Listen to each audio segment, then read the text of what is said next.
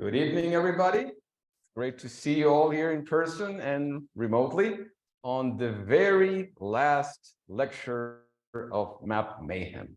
We have had a wonderful month of looking at maps of the American West, especially those that concentrate somehow in Colorado. As you may remember, we started with Wesley Brown, looking at the cartographic roots of Colorado from 1540 to 1861. Fascinating talk. Then we had Chris Lane that looked at the continent spine and their mapping of the Rocky Mountains. Then Stephen Hoffenberg 2 weeks ago talked to us about the Treaty of Guadalupe Hidalgo and how it was such an important document to not only define the boundary between the US and Mexico, but that set out a set of events that mapped probably half of the territory of Mexico and a third of the United States, and included a region of Colorado. Today, we're actually really focusing down right here where we are right now, the city of Denver. And so we're going to look at the very early maps, 1859, 1860, of when Denver was born.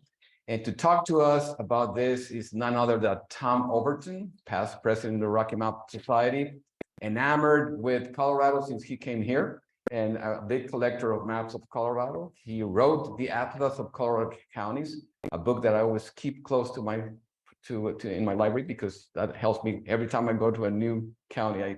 That's where I go to look at the history of that region. And so he's going to focus on the very early maps of Denver. So Tom, bring it all home now. We've had three great presentations. It's hard act to follow. We'll see how it goes. Don't want anybody to miss our advertisement. If you're not members of the Rocky Mountain Map Society, we would certainly encourage you to join. It's been a joy for me over many years to participate, meet friends, and occasionally learn something. Before we start, we need to give a huge thank you to our co-sponsors, History Colorado. This presentation wouldn't be, absolutely. This presentation wouldn't be possible without their support, and can't say enough good things about what a pleasure it's been to work with them, especially Sean Boyd, the curator of archives. Sean's here somewhere. I won't make her stand up. And Jory Johnson, who's the collections access coordinator, who's just been fantastic. Anything we needed, Jory's been able to help out. So she and Sean are just fabulous references, and we thank you very much. I'd also be remiss if I didn't talk about these two folks.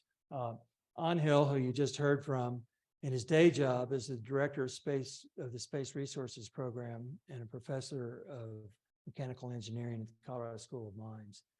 He works closely with NASA and the Jet Propulsion Laboratory in his spare time. He is the president for life for Rocky Mountain Map Society. And Naomi Heiser, in her day job, is the map curator and metadata projects manager at the University of Colorado Boulder Library.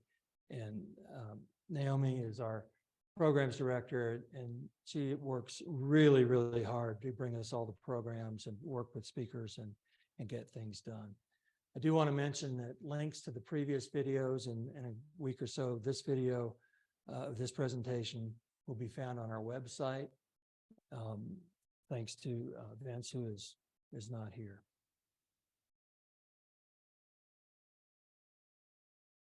The story of the discovery of gold by a small group of prospectors from Georgia at the base of the Rocky Mountains is fascinating. To learn about this, I commend you to the excellent article by Wes Brown, How the Gold Rush Put Colorado on the Map. And in the back, we have about a dozen copies of that. If you'd like to take them with you, please do. And also on the website, Wes has about 9 different articles. But our story is not about the gold rush. It picks up shortly after the gold rush began. This is a view of Denver from 1859. We don't know who the artist is, but we speculate that it's the work of John Glendinham, who first came to Denver in 1859 and returned a year later with a portfolio of lithographs. We think this is one of those lithographs, but we don't really know. In 1859, as you can see, Denver was filled with log cabins and teepees, and the area where we are now was occupied by Native Americans.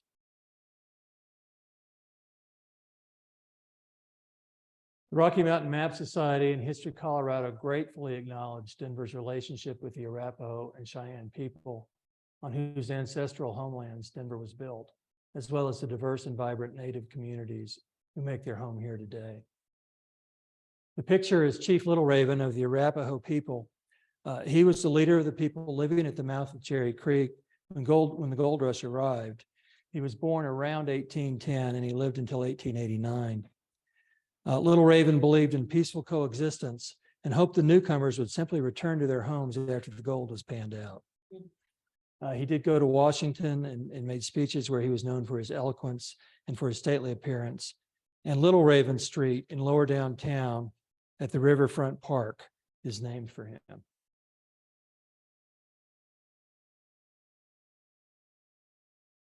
So this is a view of Denver City in 1860.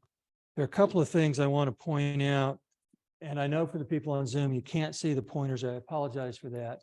But if you look up here by the Elephant Corral, you see Cherry Creek, and you see how close it was to Wazee Street and to Blake Street. It was essentially running where 14th Street is today. Cherry Creek, by the way, received its name from the Arapaho, who found an abundance of choke cherries along the creek. I'm going to take just a moment to talk about the Elephant Corral. I wasn't sure I was going to do that, but it started as the largest building in Denver in our area. It was 32 feet wide and 100 feet long, and it had a livery, a stockyard, a gambling hall, and boarding rooms. You can see down here in the lower right-hand corner, if you go to that block today, you'll see the sign commemorating the historic Elephant Corral. The name Elephant Corral was derived from the saying, seeing the elephant, which in gold rush days meant to see or exhibit something strange or wonderful, especially to see it for the first time. This image happens to be by Gene Ellis. And I will also say the first National Western Stock Show took place at the fairgrounds in 1906, but the Elephant Corral was surely the spiritual, if not the direct ancestor. Since this talk is about maps, I want to give you a map of where we're going. There is some controversy about which map is the first map of Denver, and we're going to try to answer that question tonight. And to understand the maps, we're going to discuss how Denver and Auraria came to be, the surveys of the towns, the map makers, the politics of the time, and of course, we're going to talk about the Denver pioneers. Okay, I thought I'd get a larger groan than that.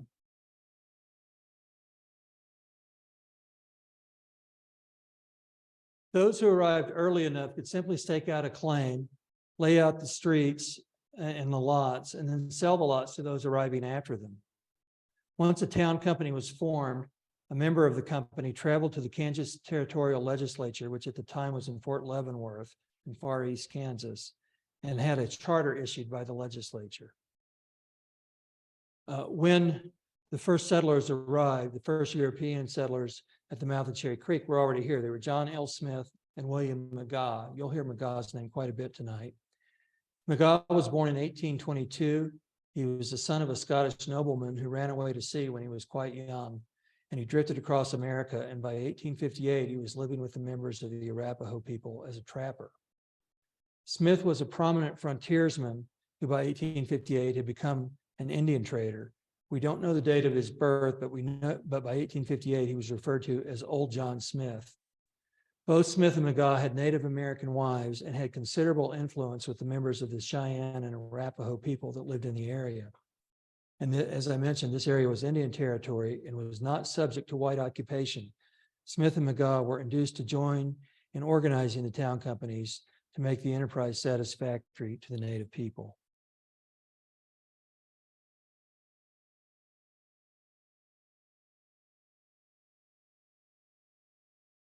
The first permanent town site in the Cherry Creek, at the mouth of Cherry Creek, was Auraria. and that's the first permanent town site established in present-day Denver. There was a meeting to form the town company by the Russell Party in August of 1858. It's named after the Russells' hometown in Georgia, and the name comes from Latin and means gold. By the end of November, there were 75 log houses and with nearly 300 more under construction. And prospectors were panning $5 to $15 a day out of the creek. Flour was selling for $2 for 100 pounds, and whiskey was at $8 a gallon. To give you an idea, in today's dollars, $8 a gallon is approximately $15,000. The company was formally organized in November with about 100 stockholders. The site was laid out on the west bank of Cherry Creek on approximately 1,200 acres, and it was never incorporated by the Kansas legislature, but was later given a charter by the Jefferson Territory. These are the leaders of the Russell Party. Green Russell was the oldest of the brothers, and he was a veteran of both the Georgia Gold Rush of 1828 to 1848 and the California Gold Rush of 1848 to 55, and he was considered the natural leader. His younger brother Levi graduated from the Philadelphia College of Medicine and Surgery. He was a renowned doctor who was known for his resourcefulness, and it was Levi who chose the spot where Auraria is today. And the youngest brother was Oliver, who was reputed to be quiet and perspective, but was also reputed to be a good fiddle player and a fine dancer. Next, we had the St. Charles Town Company, which is on the east side of Cherry Creek. It was named after St. Charles, Missouri, where some of the company members were from. It was organized in September of 1858 at McGaw's cabin. In October, a month later, the members returned to their homes in Kansas for the winter to promote the town site. And when I say promote the town site, I mean sell lots to prospective people that were going to move out here, and to obtain a charter from the legislature. They left McGaw in charge, but after a day or so on the road, they decided they better send Charles Nichols back to watch the claim.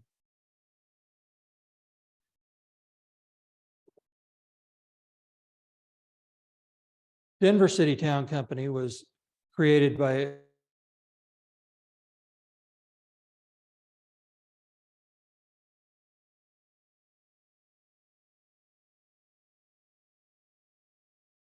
commissioned by, so they had their first meeting the next day in January 17th of 1858 at the McGaw cabin.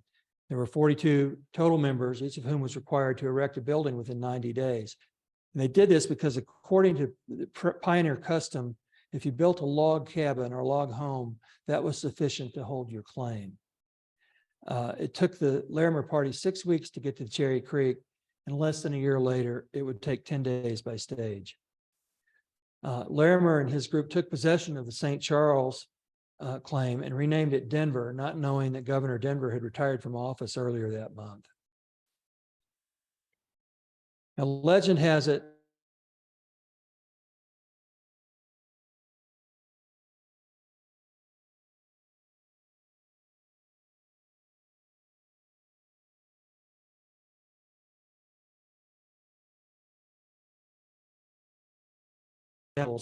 were later given shares in the Denver City Company to compensate them for jumping the claim.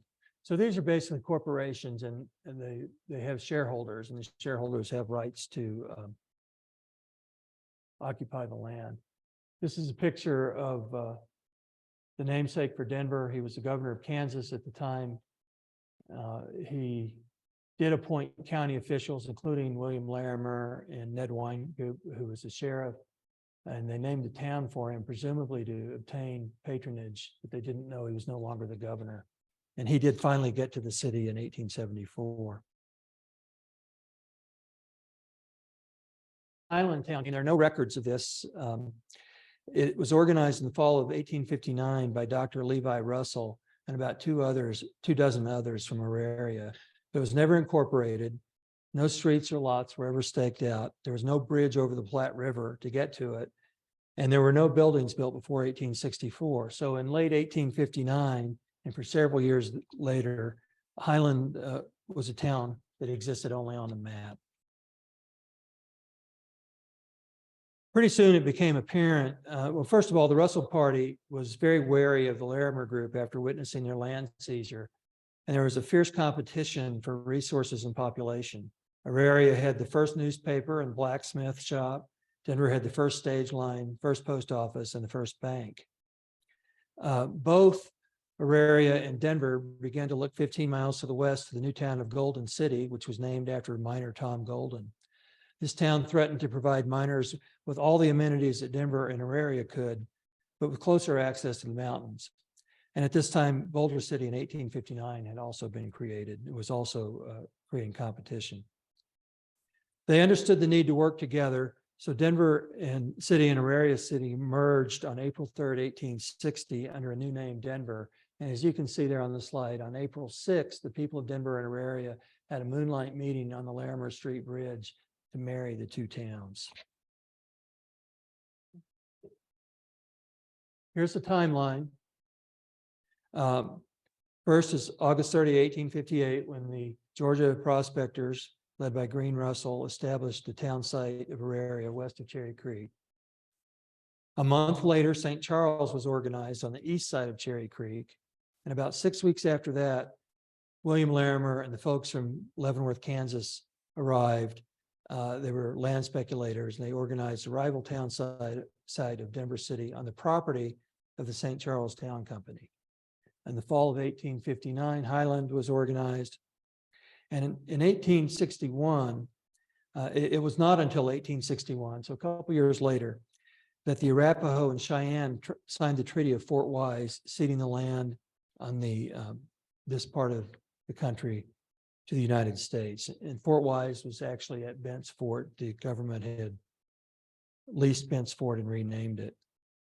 And in May of 1864, finally, there was legal relief granted to the people of Denver by Congress in in a law called, quote, the Act for the Relief of the People of Denver, Colorado Territory.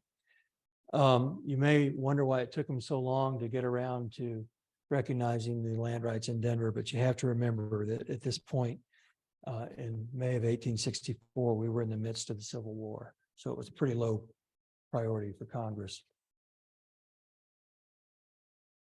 So what was Denver like at the time? By 1859, we were starting to see the beginnings of a thriving community. However, Denver was not a sure bet. Many thought the town would not survive. In January 1859, the population was reported as approximately 1,000 men and 5 non-native women. This is down in the lower right-hand corner, is a picture of the commercial emporium for Denver and Auraria. I don't know if you can see me in this slide. I'm holding up a facsimile copy that's the same size of that. So it was basically a small pamphlet. And at that time, it listed the businesses. There were a few lawyers. There were 50 merchants of various kinds, some boarding houses, and most importantly, there were 32 saloon keepers already. But it also had a theater, a school, a Sunday school, and the land had been set aside for several churches and a synagogue. When you think about what it was like to live back then, it might be, maybe this will give you an idea. Buckskin was the fashionable material for all new suits at the time. The buckskin was sewn together with leather strings by the miners themselves. Now we want to look at the surveys. First with Auraria. On November 8th of 1858, William Foster was commissioned to survey Auraria, and he made good progress in November and December. However, things slowed down after that. And then in April, George Moody was hired to complete the job that Foster had started. However, Moody appears to have been dilatory as well. And in September of 1859, Moody was notified to finish his survey in a week or to lose his contract. We kind of lose track of what happened at that point until January of the following year, a few months later, when the Rocky Mountain News reported that, quote, on the 8th of November, 1858, the survey of Auraria was commenced by W.S. Foster, surveyor for the company, and since continued at intervals by Mr. Foster and subsequently by Mr. Moody until a few months since when the whole plat was finished. So what they're saying, or implying at least, is that the Foster and Moody survey was finished near the end of 1859. We do know that the Fosdick and Tappan map, which we're going to see quite a bit of in a couple of minutes, was based on the Foster and Moody survey. On the Denver side, there were some early unofficial surveys in late 1858. E.P. Stout wrote, "I arrived in Denver on at that time at the mouth of Cherry Creek from Omaha on October 26, 1858. And a few days after, with the use of a pocket compass taken with me across the plains, laid out, or rather staked off the town site of Denver, together with 5 or 6 other parties, among whom were John S. Smith and William McGaw, Indian traders."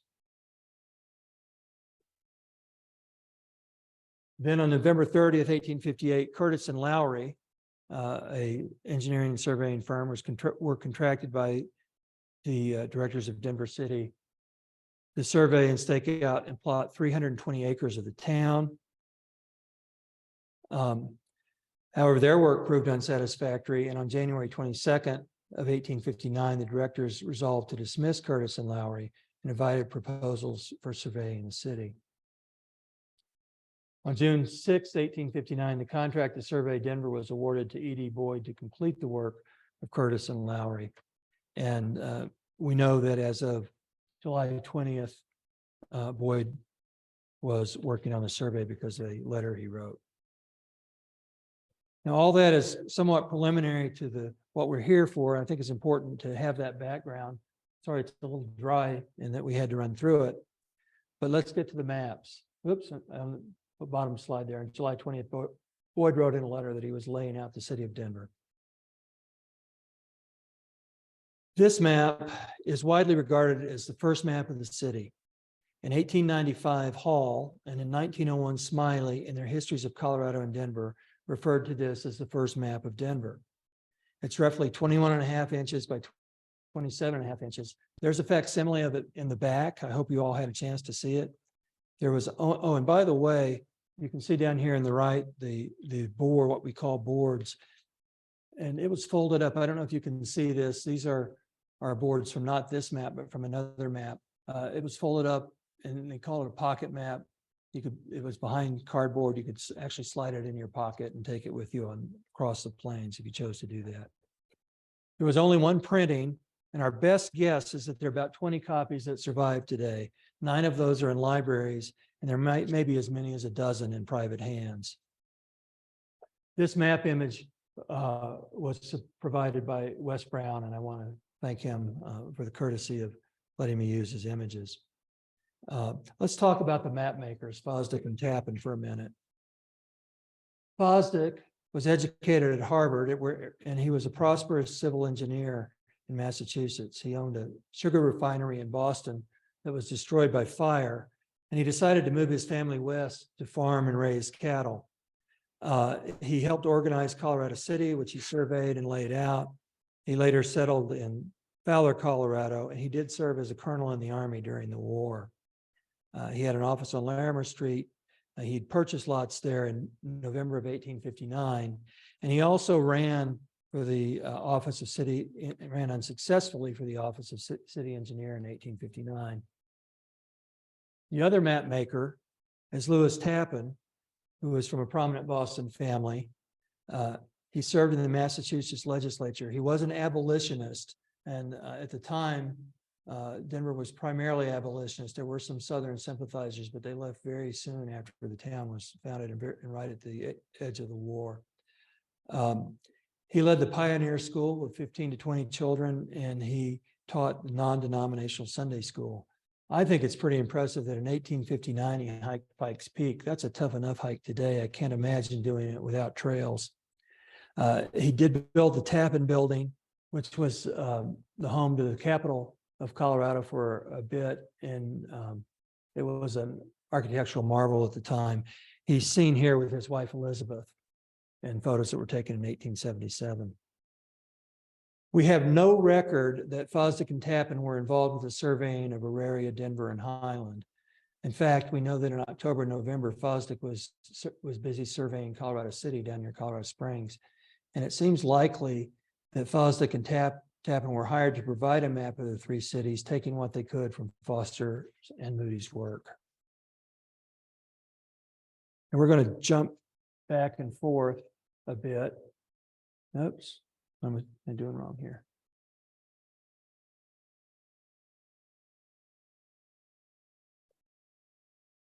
Bit too far. Well, it always happens, doesn't it?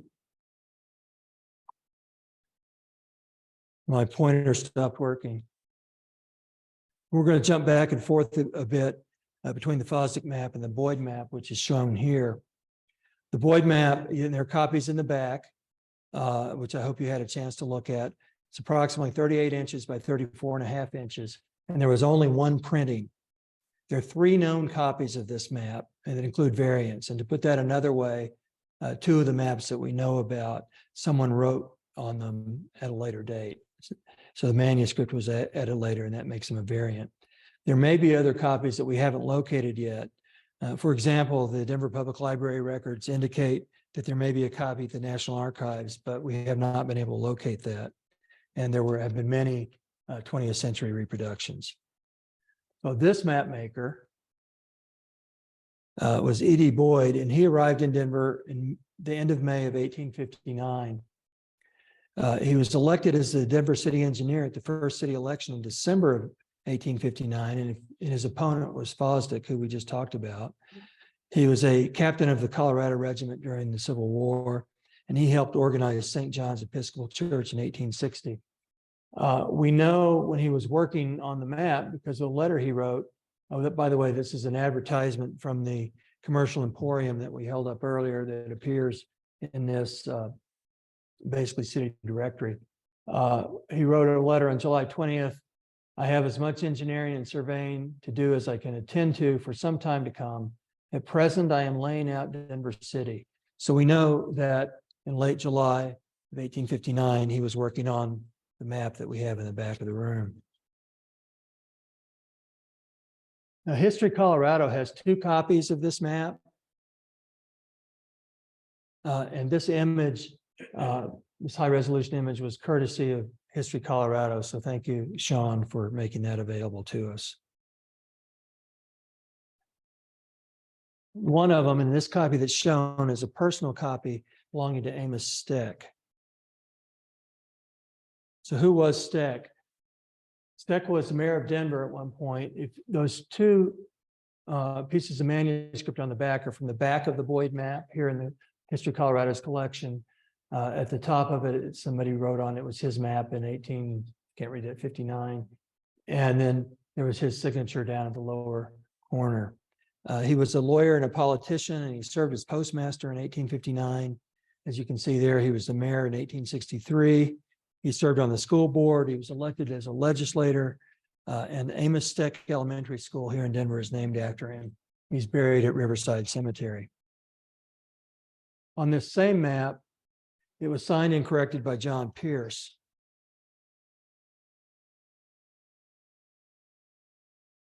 You have the title of the map up there in the left-hand corner, and this is a blow-up of inset around that. And you can see a couple of things are interesting about this. First of all, well, no, I can't see it. You have it dated, and you have a blow up of, again, to the folks on Zoom, we apologize, you can't see it. You have a blow up right here, what's in the map over here. And he took Pierce took a small piece of paper, Pierce or Steck one, took a small piece of paper and wrote Arapahoe, Colorado Territory on it. He made a correct, you'll see in a minute that Arapahoe was misspelled and it was previously Kansas Territory. Pierce also had some manuscript writing at the bottom. He says, I certify this is a correct map of the Denver city as originally laid out by the Denver Town Company. John Pierce, Surveyor General of Colorado. He'd been appointed by as Surveyor General by that point. And the Utah Surveyor General's office, Denver City AD, 30th, 1863. So he put this manuscript writing on there in 1863. And this is, given this particular map being one of the first two maps of Denver, being owned by the person who was the second mayor of Denver and signed by the Surveyor General, this is a pretty impressive piece of history that we have here at History Colorado. Those of you who don't know Pierce, this is his map of Colorado in 1866 when he was the Surveyor General. And you can see he signed it over in the lower right-hand corner. Next, we're going to look at the City of Denver's copy of the Boyd map. This is Bill Bostrom, a longtime Rocky Mountain Map Society member who's been instrumental in the research to identify and locate copies of the Boyd map. And he was actually with me when we were able to find this. This copy is hanging at the Denver City Clerk and Recorder's office in the Wellington Webb building. Here's the title of the map. There are a couple of things I want to point out to you. First is the date, August 20th, 1859. It was signed by and certified by Richard Whitsett, the Arapahoe County Recorder, and it says KT. And if you can see here, it's hard to see on the screen, but Arapahoe is misspelled and KT stands for Kansas Territory. At this point, this was Arapahoe County, Kansas. And it has the uncorrected spelling there, and it was printed in Cincinnati. Here's what we know about Dick Whitsett. He was an Irishman who came from Cincinnati, and he was an original member of the Denver City Town Company. As you can see there, he was the clerk and recorder, and he was a real estate agent. But what I find most interesting is he fought a duel with Colt revolvers with the Denver postmaster, W.P. McClure, in front of about 200 spectators. He later became the Colorado Adjutant General. He helped organize the Presbyterian and Episcopalian churches, and significantly, he donated the land for a hospital where Denver General Hospital is today. He's also buried at Riverside Cemetery. Ned Wenkoop, who you'll come across in a few minutes, was the sheriff at the time, and he was apparently unable to prevent the duel. McClure was shot in the abdomen, but he did recover. Okay. This is the Denver City copy, and I want to point to this language right here. This original manuscript was added in 1876. I don't really expect you to be able to read this. This is a close-up of what was added. But basically what it says is this is a map of the East Division of the City of Denver. At the time, where we are now is called East Denver, and across the Cherry Creek was in our area was called West Denver. It's based on the survey of, it's from survey of, let me try this again, made under the survey of E.D. Boyd in the year 1859 and commonly known as Boyd's Survey. It's not been recorded, but a majority of the deeds conveying property in the East Division of the City of Denver have been made in accordance with this survey. And therefore, to preserve the survey and the map, City Council resolved that the map should be made part of the record with the county clerk, and that it should be, 2 copies of it should be taken, one put in the Denver City records and one in the Arapahoe County records. It's the only copy that I know of is the one hanging at the Webb Municipal Building. However, from the text, there may have been a map in Arapahoe. We've checked with Arapahoe County. Denver was the seat of Arapahoe County until it became its own county in 1902. But Arapahoe County does not have paper records going back past the 1870s, and we have not been able to locate a copy of this in their microfiche records. Now back to the Fosdick and Tappan map, and we'll be comparing this off and on for the rest of the lecture to the Fosdick map. Some interesting things about this. This is the title of the map, and you can see that it was signed by John Fosdick, the engineer, on December 1st, 1859. And it's in the territory of Jefferson, not the Kansas territory. But Jefferson was created in October of 1859. And you'll recall that Colorado did not become a territory until 1861. And you saw later on the corrected Boyd map that whoever made that correction corrected it to Colorado Territory. But this time it was the Jefferson Territory. I want to tell you just a minute about Jefferson. As the settlers flooded into Colorado, they quickly realized how isolated they were from the Kansas territorial government and how different their interests were. So they sought stability and responsiveness of local government, and they set out and organized a new territory. A group of prominent citizens met on April of 1859 at Wooten's Tavern in Auraria, and they organized a local government. They created a proposition which was voted on and by general referendum and passed on October 24th of 1859. They adopted a constitution. They established governmental bodies. They elected a governor. They did everything that needed to be a territory. And for many years, I thought, well, this might be a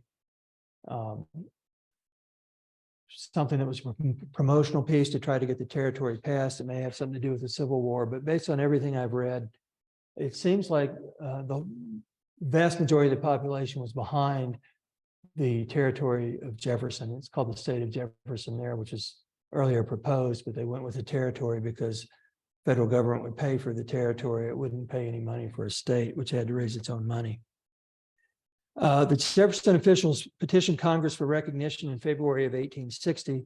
The Congress did not act, and perhaps that was because Congress was presented with 8 other petitions at the same time, or perhaps it was because of vocal opposition by Senator Stephen A. Douglas, who you probably know from the Lincoln-Douglas debates. Douglas felt that the settlers were in violation of the Indian Trade and Intercourse Act, and of course they were. And it wasn't until February 1861 that the Arapaho and Cheyenne people ceded the land south of the Platte and east of the Rockies, the United States, as we previously discussed. The extra-legal Jefferson Territory government operated from October 24th, 1859 until the creation of Colorado Territory, February 28th, 1861. And many of the laws and regulations that they adopted were also adopted by the Colorado Territory, and most were written into the Constitution and laws of what would become the state of Colorado. So we owe a lot to these early pioneers who were responsible for forming our government. So which came first? The Boyd map or the Fosdick map? Boyd is not mentioned in the literature. On the other hand, Fosdick and many other is referred to generally as the first map of Denver. Boyd was awarded the job on June 6, 1859 to create the map. We know on July 20th from his letter that he was working on the survey. Fosdick and Tappan used the Foster-Moody survey, which was not completed until the end of September in 1859. There was an urgency to complete the map, which I'm going to talk about in just a second, and it could have been completed by early August. On the other hand, it's dated August 20th of 1859. On the other hand, the Fosdick map could not have been completed any sooner than late October, early November.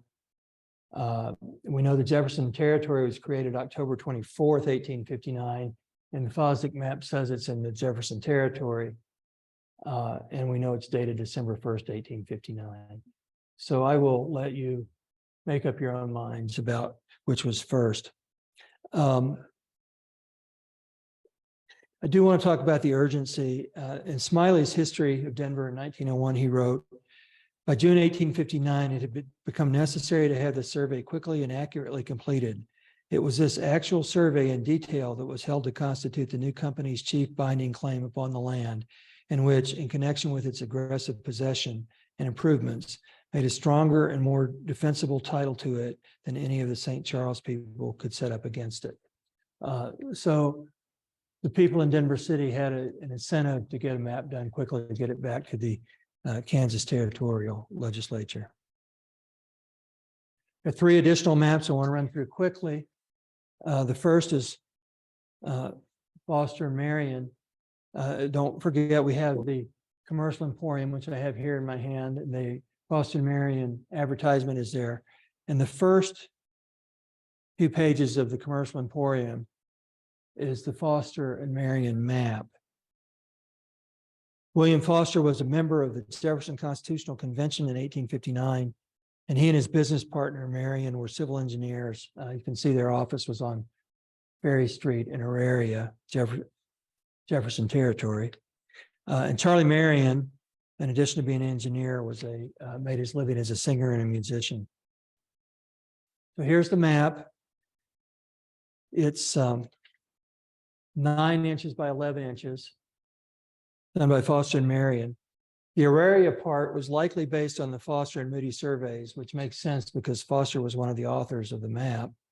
And as with the Fosdick map, the Denver part seems to be a copy of the Boyd survey. The Highland part was probably just thrown together as there was almost nothing there and no mention of surveys in the area.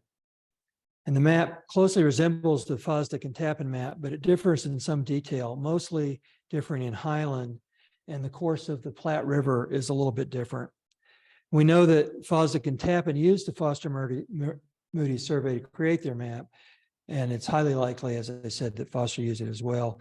It's also possible that Foster worked with Fosdick and Tappan on the 2 maps. Given the population of the time was about 1,000 people, the men undoubtedly knew each other. And both, it's worth noting that on the Fosdick map, both Foster and Marion have streets named after them. So what was the date of this? The Commercial Emporium on its face says it's from 1859, but we know it could not have been issued any earlier than 1860 because it includes a history which is dated January 1st, 1860, and an addendum to that history that mentions events from April 1860. And additionally, it's probable that the Foster and Marion map was published after Fosdick because Foster and Marion shows an extra bridge right in here. There are 3 bridges shown here across the creek and the river. One across the river up here. And there are extra town lots along the river. So it's pretty clear that this was the 3rd map of Denver. The next one was by Foster and Marion, Moody and Marion. And this was the PH Ways claims. And I know the people on Zoom aren't going to be able to see this, and I apologize. But here we have Highland. This is the South Platte River. Auraria is over here. I don't think you can read them, but the street names here are Williams, Doganey, Wawata, Wincoop-Wazee. Bassett, which was the street closest to the river, is gone, and Cherry Creek is shifted by this time. Oops.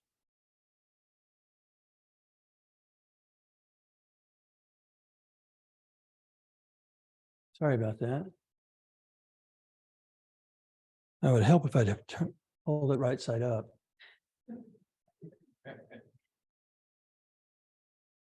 Okay, so this was filed in the records of the clerk and recorder on May 24th, 1860. And we talked to the clerk and recorder's representative and asked what happened. This is a quote.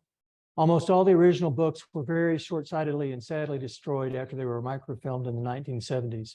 The film image appears to show the map adhered directly to the inside of the book. And you can see up here in the upper left-hand corner, that number is a Platte book number. So hope for survival would rest on whether someone was wise enough to remove it. We don't think that happened. And then there's the lost map.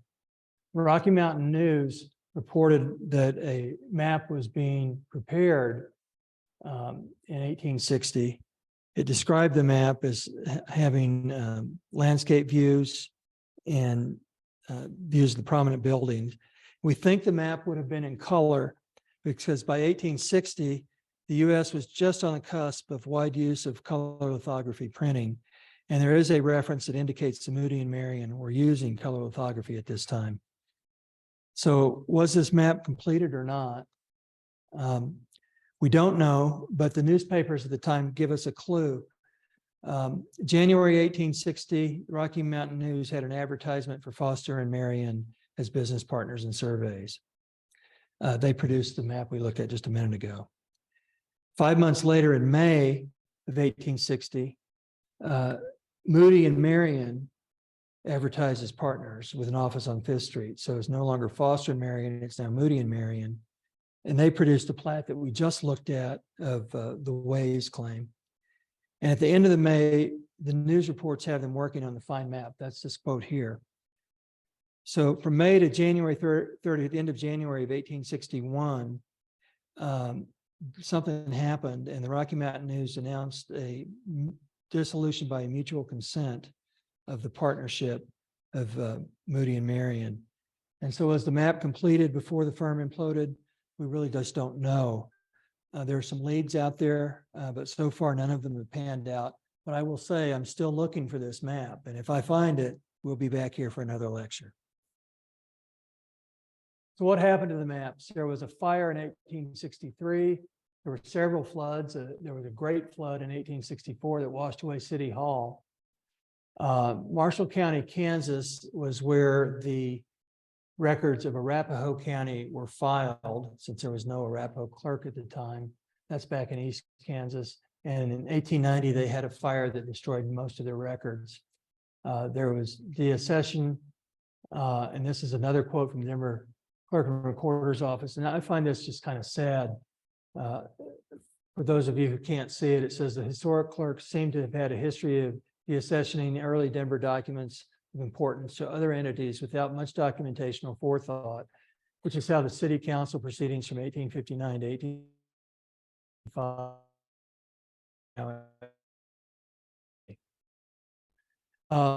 The clerk and recorder plat books were destroyed after microfilming in the 70s, as we talked about, and the lithographers went out of business and their records have been lost. So that's why we have so few.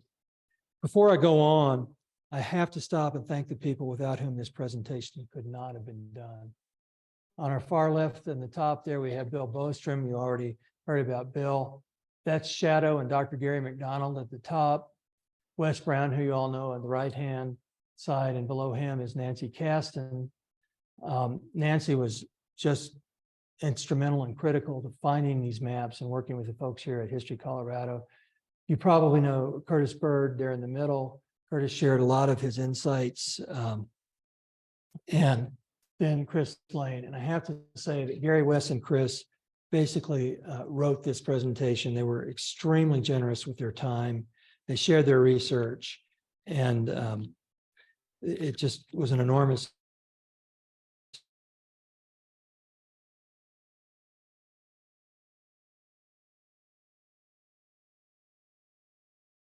details of the Boyd maps. This may give you some perspective. Colfax was built in 1860. It was known as the Golden Road or the Grand Avenue, and it was renamed at Colfax in 1868 to honor the Speaker of the House, Schuyler Colfax. In 1865, the homesteaders created Broadway, which was the first legal road heading south from Denver.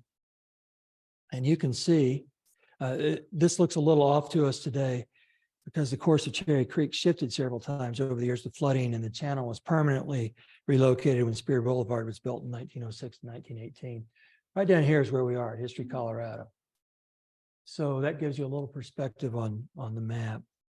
Also, you'll notice here, all of these blocks have numbers.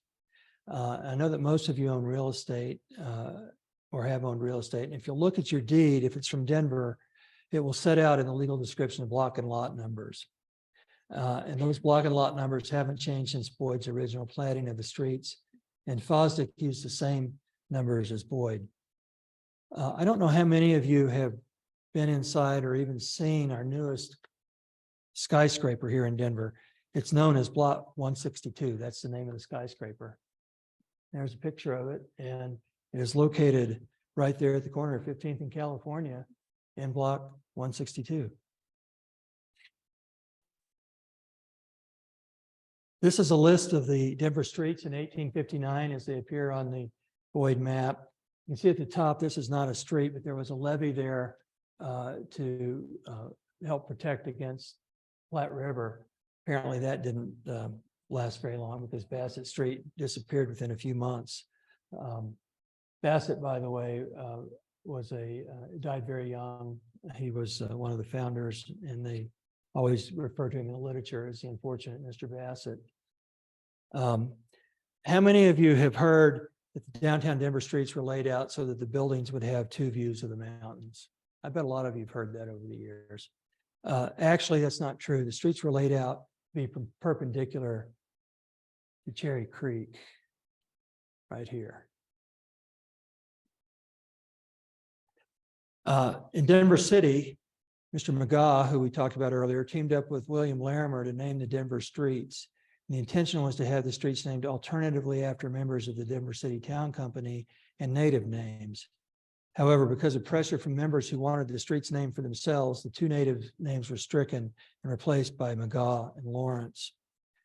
Some of the names, and I'm assuming most of you are familiar with these downtown streets. Some of the names included Champa, which is a Native American word. We know that it either means beaver from the word Chappa or bear from the word Yampa. It seems to be a conglomeration. Wapula Street, which is now Court Street, was named after Trader Smith's wife. She was Sue, and the name means clear or cold water. Wawata Street was named for McGaw's wife, who was a member of the Arapaho people, and Wawata means short and fat.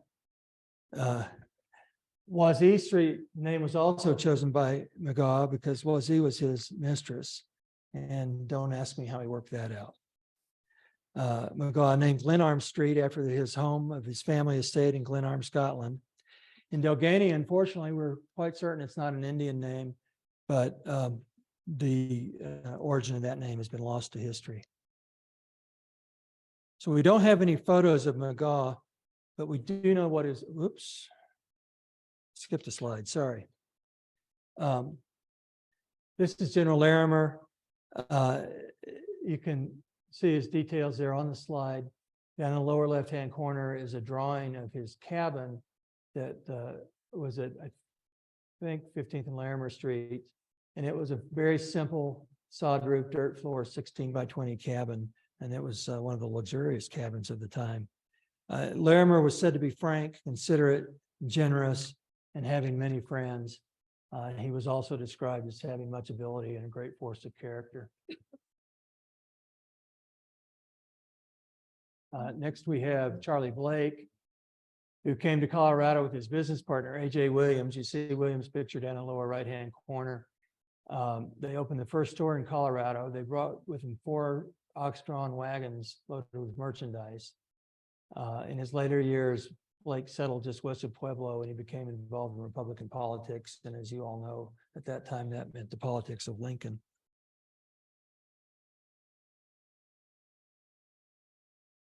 Now we'll get to McGaw. We don't have any photos of him, but we do know what his wife and child look like. That's Wawata on the left. Picture was taken in 1874, shortly before her death in 1877. And on the right, this is his son, William Denver McGaw. McGaw claimed to be great friends with Governor Denver, although it's doubtful that they ever met. And William Denver McGaw is notable because he was the first child born in Denver in 1859. And this picture of him was taken in 1895, about, we don't know exactly.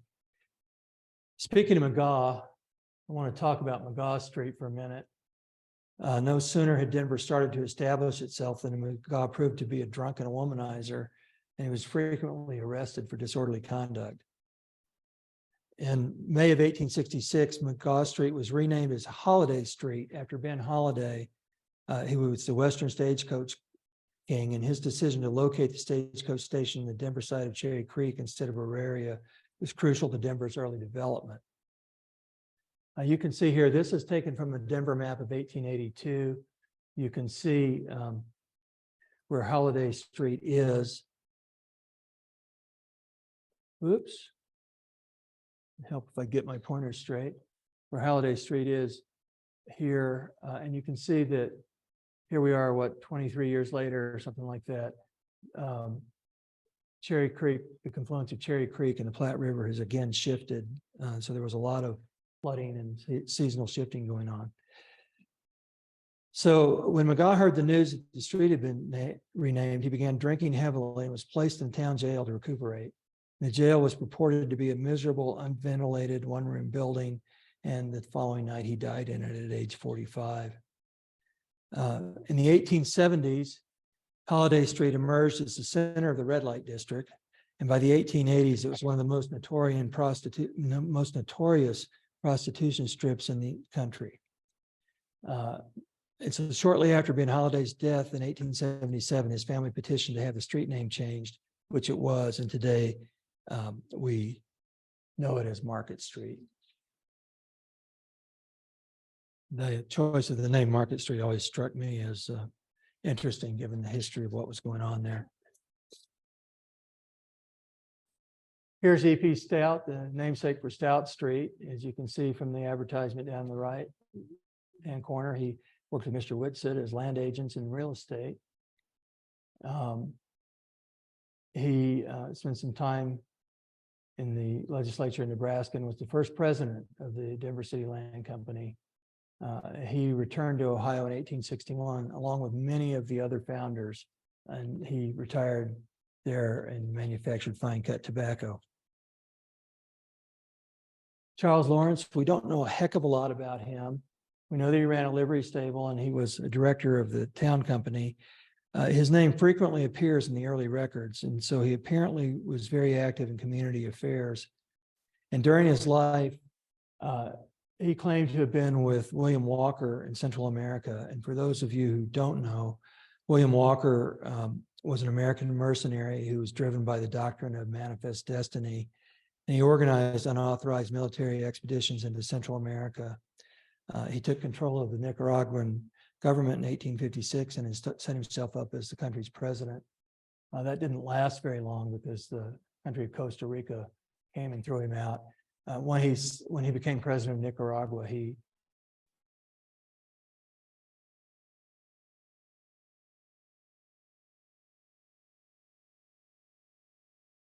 that we tend to admire. But at the time, Lawrence apparently was quite proud of working with him. This is Samuel Curtis. We know the origin of the Denver street names because Curtis told them to Smiley in 1901 when Smiley wrote his book, History of Denver. He worked for the railroad. He led the first wagon trains out here. He was, as we mentioned earlier, laid out the principal streets of Denver a few days after he got here. He was a confidant of Governor Gilbert, and he was a lieutenant colonel in the Union Army. So we've talked about a lot of old white men, but Denver was home to some remarkable women in 1859. And although they aren't commemorated with street names, I want to mention a couple of them. First was Kate Murat. She was born in Germany, and she arrived in Colorado in November of 1858. She was married to a Frenchman who claimed to be a count and the nephew of the King of Naples, so she was known as the Countess. She was the first woman to come to the early settlements. Her husband, the Count, worked as a gambler, a dentist, and a barber, and he even cut Horace Greeley's hair when Greeley visited Denver in June of 1859. For a living, she sold apple strudels and pies. And what's really interesting about her, the Betsy Ross of Colorado, is she made the first flag of Colorado out of her own red, white, and blue French lingerie. She flew the flag over the El Dorado Hotel and Restaurant to greet Holiday in the first stage. Purportedly, the flag was stolen a day later, and she died in 1910 at the age of 86. And next we have the Angel of the Rockies, Aunt Clara Brown. She was born into slavery in Tennessee, and her husband and two children were sold away from her. However, her owner freed her in his will when he died in 1857, and she'd heard reports that there was more freedom for Black people in the Western frontier. So she moved to Colorado. She arrived here in 1859. She was the first Black woman in the region. She worked as a cook, she opened a laundry, and she was the only nurse in the region. And she was a good saver, and she spent her savings bringing former slaves to Colorado. And amazingly, she was reunited with one of her daughters in 1882. She also is buried at Riverside Cemetery. This image is obvious. It's from the Fosdick map. It's a blow up of some of the street names. The founders of Auraria City didn't perpetuate their names in the street nomenclature. Instead, they named all the presidents at that time in order except John Tyler and Millard Fillmore. And we have no idea why they refused to honor Tyler and Fillmore. I tried to figure that out and couldn't. I asked a noted expert at the time, and she wasn't much help either, Dr. Schulten. On the Fosdick map, you can see that this street, if you look at it here, in Auraria, crosses a bridge over Cherry Creek and continues into Larimer Street. And you have to bear in mind, and none of the street names for Auraria survive today, by the way. And you have to bear in mind that of these Auraria streets, none of them would you wouldn't have been able to find any of them if you didn't have the surveyor stakes. And many of them never had any existence except on this town plat. We talked briefly about Ned Wynkoop before he was appointed sheriff of Arapahoe County by Governor Denver and moved out here in 1858. He was unable to prevent the duel that we talked about between Whitsitt and Postmaster McClure, but Whitsitt wasn't done. He about a year later, he got himself into another duel where they were going to be fighting with a shotguns from 50 paces. And Wynkoop was able to prevent that duel from happening. So the last person I want to talk about is Judson Dudley. There's Dudley Street that's on the map. He's notable as a prominent pioneer and a miner. And the ghost town of Dudley, which is up near Alma, was named after him. You want to take a minute before I finish up to talk about sources. Of course, every bit of research from this period, I recommend you start with Dr. Schulten's work. And you see she has a piece on the Civil War and the origins of the Colorado Territory. I've also highlighted Smiley's work. That's the history of Denver. That's where why we know about the street names. And I recommend all of these sources to you.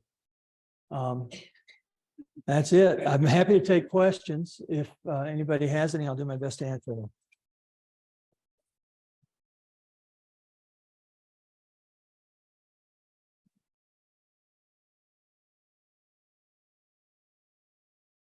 Any questions? Yes, sir.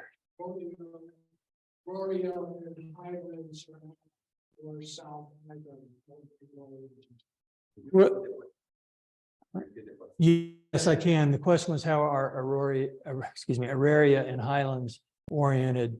At the time, Cherry Creek went north-south, basically. Auraria was on the west side. Denver City was on the east side. So that's how they're oriented, and the streets are perpendicular to Cherry Creek. But you're right, they're not exactly north-south. And if you look, I'm not going to go back and pull it up. I might be able to. Let's see.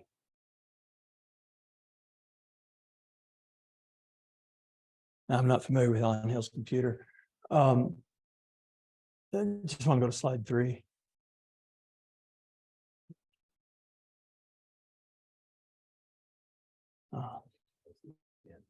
Yeah. Well, if you notice on the maps, there is a compass rose, and they give the orientation of true north and geographic north. You can see that better in the maps on the back. Any other questions? Yes, ma'am. In your research, have you been able to see whether the Fosdick or the Boyd was more in use? I mean, I know pretty quickly there are better maps and more elaborate, but do either one of them show up and surface more? The question was which map was in more use, the Boyd map or the Fosdick map. We do know from what was written at the time in 1876 that the Boyd map was extensively used for the real estate records, and then anybody bought property, they used the Boyd map. And that's why they did adopt it in 1876 and put it in the records. We don't have any notations about the Fosdick map. We can expect it was a limited printing. It was printed in Philadelphia, if I'm not mistaken. Yeah, Boyd was in Cincinnati and it was in Philadelphia. and it was in boards. It's because it was a pocket map. But the Smiley says in 1901 that at that point it was scarce and that most of the copies that were in existence were in bad shape. And as I said, we've only been able to locate formally 9. I know that 2 of our members have Fosdick maps, so there's 11, and there's probably 10 more out there. But I can't really answer your question of which was in more use, other than we know that Boyd was used extensively at the time, but no copies apparently exist today. Yes, sir. The early maps, all but the missing map, were fairly much survey maps without actually what was physically there. They were how the streets were laid out, so they were more of a plan than an actual map. It sounds like from the description of the missing map that was a sort of a map of what's there, because it had the illustration of the buildings. That's gone, that's missing. But what would be the next map which really showed Denver as it really existed rather than as a schematic? The question by Chris Lane, who was instrumental in doing the research and writing for this, noted that the early maps were more surveys used for the real estate records when they were transferring real estate, and there were more plat maps.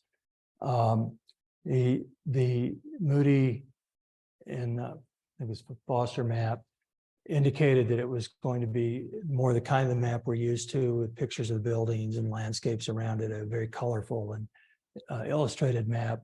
And he wants to know what the next map was. City of Denver. The answer is I don't know. I know that by the 1880s, there were several city maps that showed the expansion. Rollandette, we looked at Lawrence, which is one of the earliest maps I've seen of the city of Denver. The Robinson, it wasn't, they call it an atlas, but it was street by street mapping, happened, I believe, in 1887. But I don't know which was the next map of Denver. Sorry, I can't answer that. Other questions? In the back.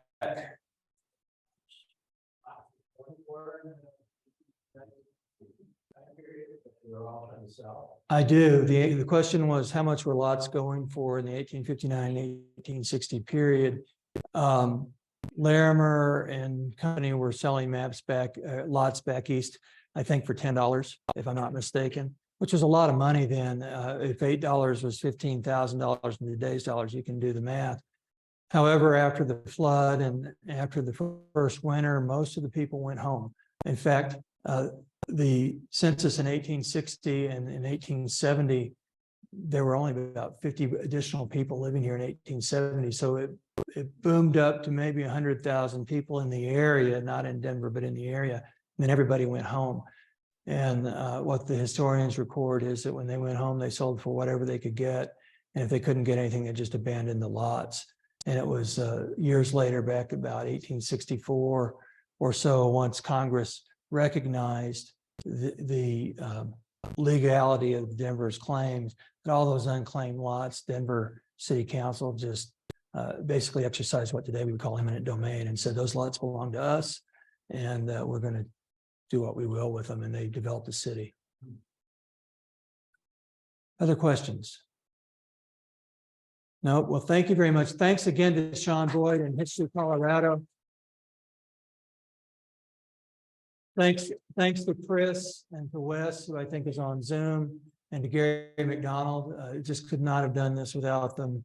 And I hope you learned a little bit about Denver history that you didn't know. Thanks.